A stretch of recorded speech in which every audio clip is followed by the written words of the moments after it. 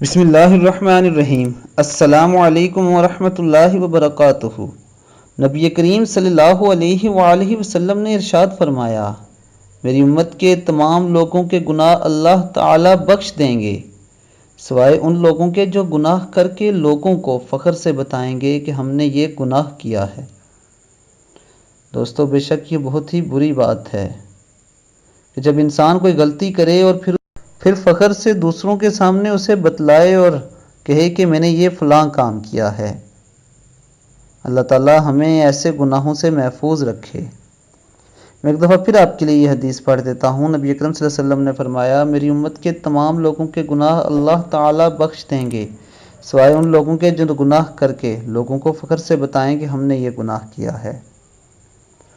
دوستو، اللہ تعالیٰ ہمیں نبی اکرم صلی اللہ علیہ وآلہ وسلم کے بتائے ہوئے طریقے کے مطابق زندگی گزارنے کی توفیق عطا فرمائے۔